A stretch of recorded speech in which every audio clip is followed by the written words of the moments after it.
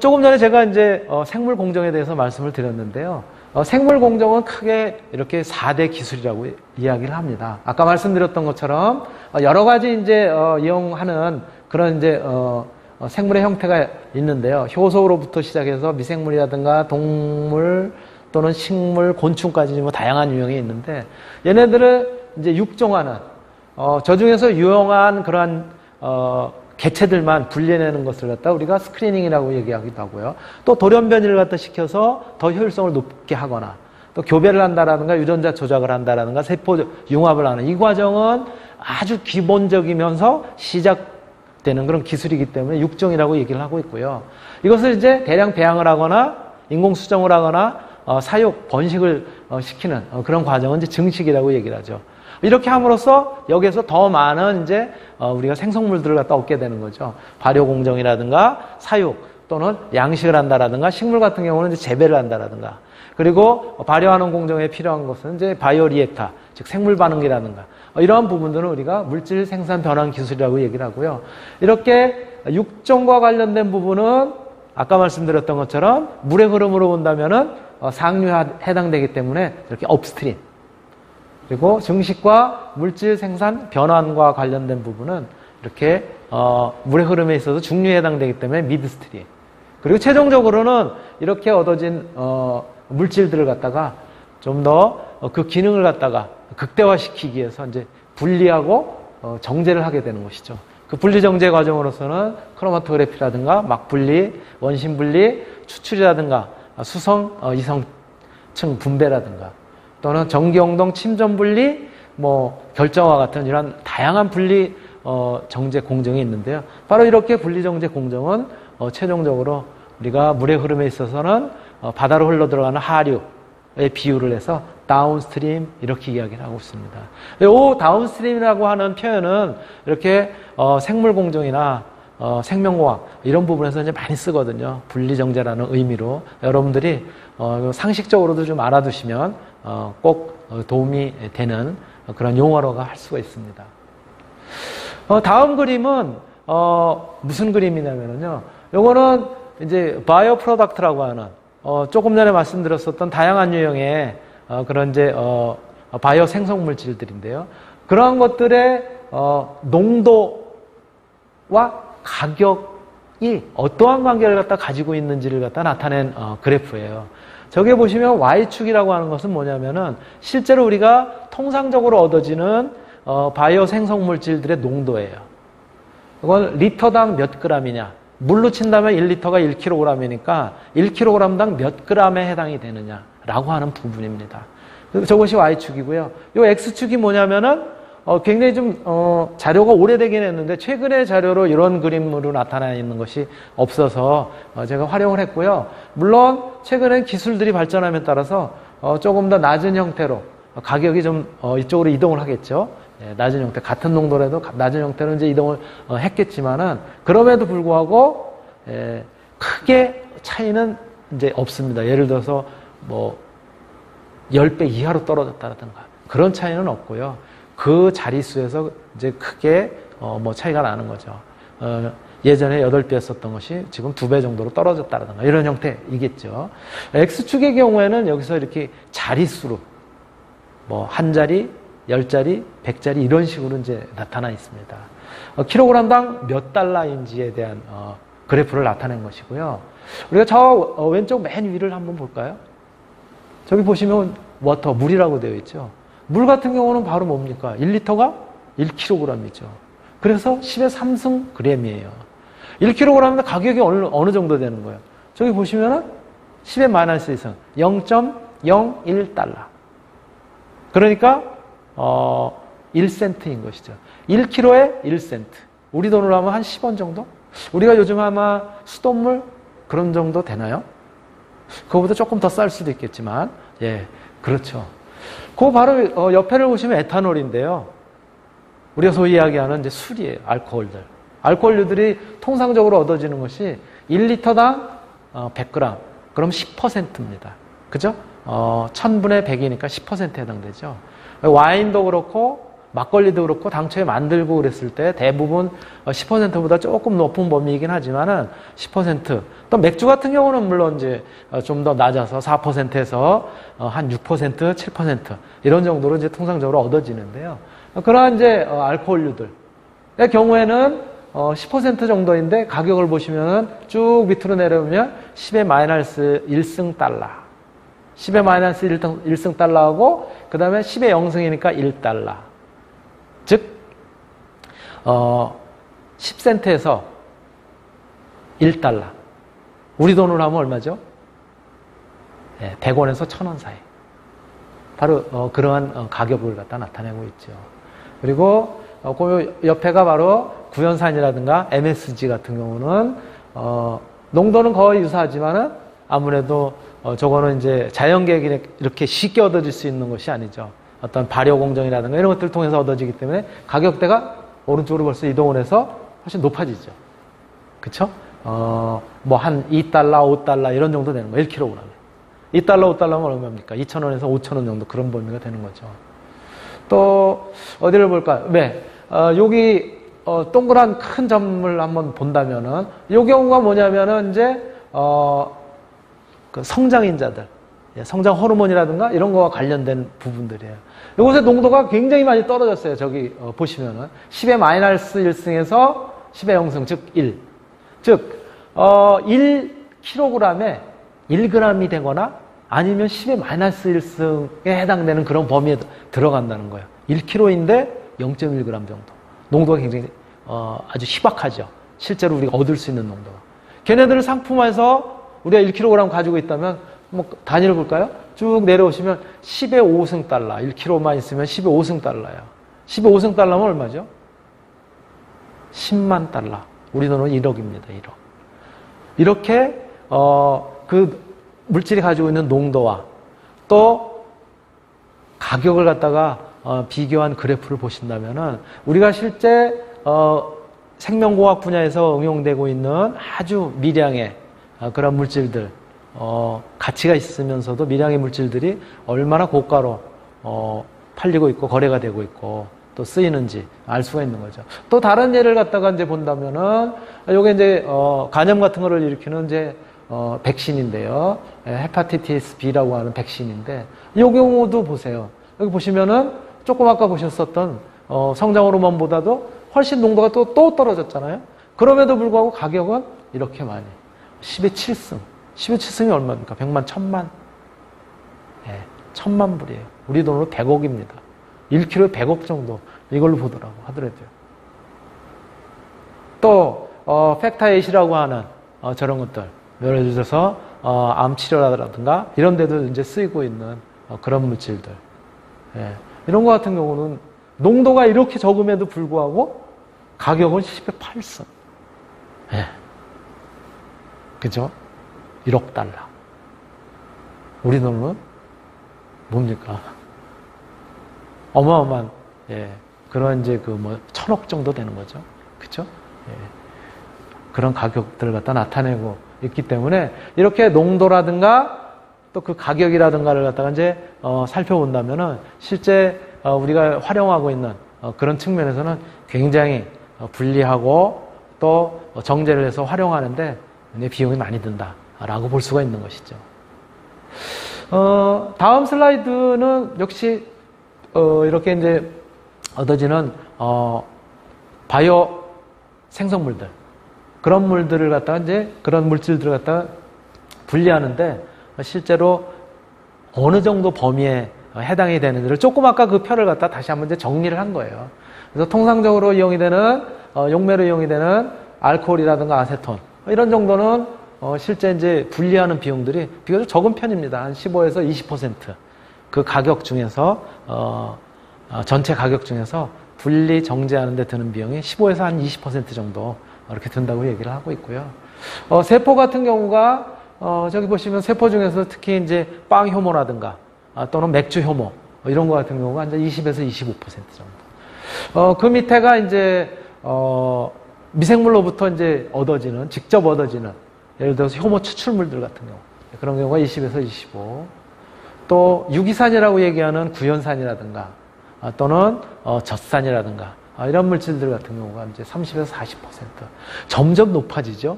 그렇죠? 우리가 이제 기능이 좀 높고 활성이 더 좋다고 하는 물질이 있어. 그럼 일단 이제 비타민인데요. 비타민이나 라이신 같은 경우가 30에서 40%. 그리고 저 중간에 있는 게 안티바이오틱스, 그래서 항생 물질들이죠. 페니실린이라든가 리팜피신이라든가 라고 하는 그런 항생 물질 같은 경우는 아주 많이 쓰는 것 같은 경우는 20% 정도지만은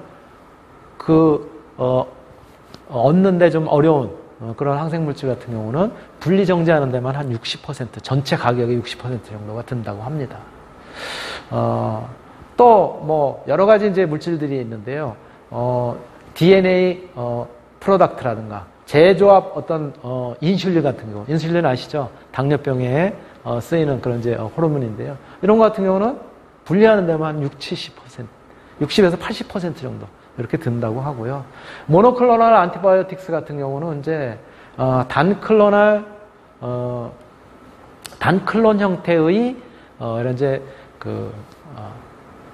항체라고 얘기를 할 수가 있는데요. 이제 바이러스를 죽인다는 건 뭐 이런 것들인데, 이것들은 이제 뭐 50에서 70%. 또 맨 밑에 보시면은 이제 플라스마 단백질이라든가 또는 우리가 이제 우리 피에도 이제 많이 들어가 있지만은요, 알부민 같은 경우. 그래서 뭐 예를 들어서 병원에서 링거를 갖다 맞을 때 알부민 같은 경우가 굉장히 작음에도 불구하고 가격이 비싸죠. 예. 그런 것 같은 경우는 이제 분리 정제하는 데만 70에서 80% 정도 이렇게 상당한 비용들이 들어간다는 거죠. 이렇게 분리 정제에는 역시 고가이면서도 또 실질적으로 그 과정이 굉장히 까다롭다라고 하는 점들을 갖다가 말씀을 드릴 수 있습니다. 그럼 분리 방법은 어떠한 이제 방법들이 있을까요? 이렇게 혼합물이라든가 실제로 응용하기 위해서 분리하는 방법들은 첫 번째 보시는 것이 기계적인 분리 방법이 있습니다. 앞에서도 말씀드렸던 것처럼 크기라든가 모양이라든가 또는 그 물질의 성질에 따라서 고체와 고체가 주로 혼합되어 있을 때 그때 이제 분리하는 방법이기 때문에 이건 물리적인 분리법 이렇게 이야기를 하고 있고요. 여과라든가 또는 흙탕물 같은 데서 이렇게 깔때기에다가 여과지를 갖다가 놓고 그리고 흙탕물을 갖다 쏟음으로써 위에는 흙 그리고 깨끗한 물은 이제 밑으로 분리해내는 그러한 형태인 것이죠. 또는 침전이라는 방법도 이제 쓰기도 하는데요. 근데 사실 이렇게 첫 번째로 이야기하는 기계적인 분리 방법, 요거는 물질 추출론에서는 조금 다루지 않는 이제 거리가 먼 물질 추출론과 이제 거리가 먼 그런 분야라고 할 수 있습니다. 물질 추출론에서 주로 다루게 된 것은 물질들이 매스라고 하는 것이 이제 물질인데요. 예. 물질들이 이동을 하면서 확산을 하면서 그러면서 이제 분리가 되는 뭐 이를테면 증기를 통해서 확산을 한다라든가 휘발이 된다라든가 용해가 돼가지고 녹아 들어간다라든가 이러한 이제 공정인 것이죠. 그래서 물질 이동 조작, 물질의 확산을 갖다 의미하는 물질 이동 조작을 통해서 분리를 하는 그런 과정들이 사실은 우리가 이제 이 물질 추출론에서 다루게 되는 그런 내용들입니다. 첫 번째 베이퍼 프레셔라고 하는 것은 증기압이에요. 얼마나 끓는 점, 즉 끓는 온도가 높은가 낮은가, 또 뭐 바꿔서 표현을 한다면 휘발성이 좋은가 또는 휘발성이 낮은가, 뭐 이런 문제인 것이죠. 그런 부분도 있고요. 두 번째가 solubility, 즉 용해도가 높으냐 낮으냐. 설탕 같은 경우는 물에 잘 녹죠. 소금 같은 경우는 무설탕보다는 이제 잘 안 녹는 편이죠. 이렇게 용해도 차이를 이용을 해서 물질을 갖다 분리해낸다든가. 세 번째는 디퓨전이 확산을 통해서 예를 들어서 기체 같은 경우에는 수소는 굉장히 빨리 확산이 되는 데 반해서 이 분자량이 큰 이산화탄소라든가 이런 것들은 비교적 확산 속도가 느립니다. 그런 이제 확산 차이를 갖다 이용한다라든가. 바로 그러한 차이를 갖다 이용하는데 그렇게 어떠한 차를 이용해서 우리가 분리를 할지 분리의 실마리가 되는 그런 것들을 우리가 영어로는 드라이빙 포스, 구동력이라고 얘기를 합니다. 그래서 바로 분리의 실마리가 되는 것들은 concentration difference, 즉 농도 차를 이용한다라든가 두 번째 activity difference, 그 활동도, 그 물질들이 가지고 있는 활동 특성들 이런 것들을 차이를 갖다 이용해서 이제 분리를 하게 되는데 여기에 이제 다양한 그런 분리 기법들이 있는 거죠. 저쪽에 보시는 것처럼 증류라든가 또는 기체 흡수라든가 여기는 또 제습이라든가 또는 흡착 또는 추출, 침출 그리고 결정화 또 막분리 또는 이온 교환, 투석, 다이알리시스라고 하는 것이 이제 투석에 혈액 투석을 하기도 하고 하는 건데요. 그런 거라든가 또는 전기용도, 크로마토그래피 이런 다양한 것들이 물질 이동 조작이라고 하는 그런 과정을 통해서 분리를 하게 됩니다. 그러면 이런 물질 이동 조작은 또 어떻게 우리가 물질의 상태에 따라서 나눌 수가 있겠느냐? 결국은 최종적으로 이제 분리하기 위해서는 이렇게 이제 물질들끼리 이제 분리가 돼야 되잖아요. 서로 섞이지 않아야 될 거 아닙니까? 그래서 첫 번째로 direct contact of two immiscible phase라고 했어요. immiscible은 서로 섞이지 않는 거예요. 고체가 되든 액체가 되든 기체가 되든 그런 어떤 상태에 있는 물질들이 서로 섞이지 않는 상태로 접촉이 되어 있는 그런 과정이에요. 그래서 우리 물질의 상태인 기체와 액체, 고체 이러한 것들 세 개를 갖다가 조합을 해보면은 이러한 6가지 조합을 갖다 얻을 수가 있어요. 그렇죠? 기체와 기체 또는 기체와 액체, 액체와 액체 또는 기체와 고체, 액체와 고체 또는 고체와 고체 이렇게 6가지를 갖다 우리가 이제 상정을 할 수 있는데요. 서로 섞이지 않는 그런 계를 통해 가지고 우리가 분리를 해낸다고 했는데 최종적으로는 그런데 첫 번째를 보시면은 기체와 기체의 경우에 제가 빨간 글씨로 적어놨는데요. Not practical 이렇게 써 있어요. 이게 뭐예요? 현실적이지 않다. 실질적이지 않다. 왜? 기체와 기체는 어떠한 기체들끼리라도 완전히 혼합이 됩니다. 그래서 그 혼합된 상태에서 분리해내기가 쉽지가 않아요. 그렇기 때문에 이거는 실제 존재하지 않는 계라고 이제 할 수가 있는 거죠. 두 번째, 기체와 액체. 이런 경우는 많이 있을 수 있죠. 그렇죠? 예. 공기 중에 비가 내린다라든가 이런 것들이 기체와 고체가 같이 섞여 있는 경우 있겠죠. 또는 물을 갖다가 막 끓였더니 물인 액체가 그대로 남아 있으면서도 수증기로 돼가지고 날아간다라든가, 즉 기체가 돼서 날아간다라든가 바로 그런 것들이죠. 그래서 기체와 액체계로서 나타낼 수 있는 그런 종류로는 첫 번째 보시는 것 같이 이제 증류라고 하는 것이 있고요. 이 증류는 열을 가하거나 또는 증류하지 않고 오히려 기체를 갖다가 이런 증기를 갖다가 열을 갖다가 뺐으면 즉 냉각을 시키면은 또 액체로 거꾸로 구할 수도 있는 것이죠. 예. 그런 이제 증류가 있고요. 두 번째는 기체 흡수예요. 공기 중에 뭐 예를 들어서 암모니아 가스라든가 이런 것들이 많을 경우에 우리 호흡기에도 이제 피해를 갖다 일으키고 그럴 텐데 그런 경우에는 이 암모니아 가스 같은 경우는 물에 잘 녹아요. 그래서 샤워를 갖다가 이렇게 통해서 공기 중에 기체를 갖다 제거해낸다라든가 그런 경우는 꼭 기체는 아니지만 우리 황사가 있을 때도 공기 중에 황사가 많을 때도 비가 오면은 싹 씻겨 내려가잖아요. 그 황사의 입자 대신에 어떤 물에 잘 녹는 그런 기체의 경우도 마찬가지 씻겨 내려가는데 그런 경우를 이제 액체에다가 기체를 흡수시켜서 분리한다라고 해서 기체 흡수, gas absorption 이렇게 표현을 하는 것이죠. 그 반대로 액체 속에서 잘 휘발이 되는 그런 물질들도 분리를 해낼 수가 있는데요. 액체 속에다가 공기를 갖다 막 불어넣어주면 휘발이 잘 되는 녀석을 분리해낼 수 있어요. 이것은 이제 우리가 탈리 또는 탈거라고 얘기를 하고요. 똑같은 기체와 액체가 공존하는 시스템으로서는 이렇게 증습, 가습기 같은 경우죠. 라고도 이야기할 수 있고요. 또 반대로 공기 중에 너무 수분이 많이 이제 포함되어 있는 그렇죠? 수증기라든가 수분이 기체 상태로 많이 포함되어 있는 이런 경우는 응축을 시켜가지고 제습을 하기도 하죠. 그래서 탈습 이러한 것들이 이제 응용이 되고 있고요. 또 액체와 기체와 같은 경우에는요. 여러분들이 기체가 아니라 이제 죄송합니다. 고체죠. 액체와 고체가 이제 혼합되어 있는 경우에 첫 번째로 제가 이제 침출이라고 표현을 했는데요. 리칭이라고 얘기합니다. 여러분들이 우리가 이제 차를 마실 때 요즘 보면은 녹차도 그렇고 티백으로 많이 되어 있잖아요. 거기에 잘 글씨를 읽어보시면요. 거기에 침출차 이렇게 표현이 되어 있어요. 이때 침출이라고 하는 것은 어떤 고체 물질에 혼합이 되어 있는 그런 어떤 특정 성분을 액체에다가 이렇게 녹여서 그 성분만을 끄집어내는 그런 형태예요.